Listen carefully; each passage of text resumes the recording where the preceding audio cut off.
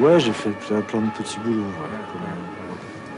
Et puis après, j'ai fait coursier. Et puis là, j'ai trouvé un boulot où j'avais un semblant de liberté, on va dire.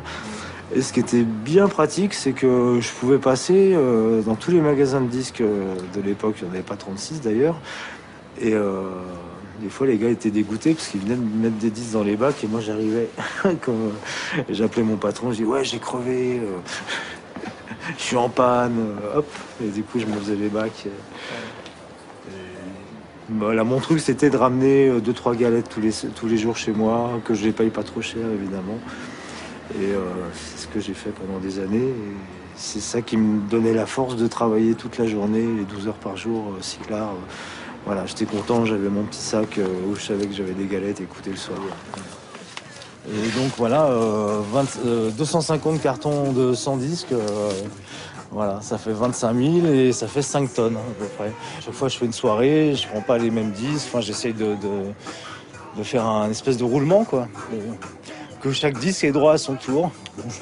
Et ils me le font savoir d'ailleurs, joue-moi, joue-moi.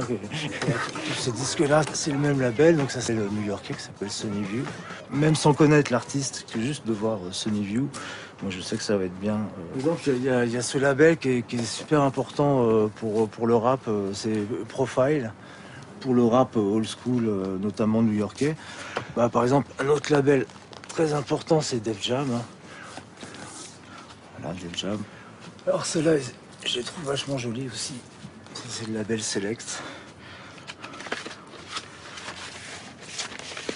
Voilà, je trouve ça jette. Et moi, mon rêve, c'était de faire ça, mais en France, quoi. Donc j'ai fait mon label. Voilà, j'ai fait Disque Pirate. Rapatitude, je vais le trouver. On va y arriver. Désolé, comme quoi c'est pas si bien rangé que ça. Hein. Rapatitude, on va dire, c'est la première sortie en major. Hein, c'était sorti chez Virgin. Il y avait les NTM, Assassin, JM.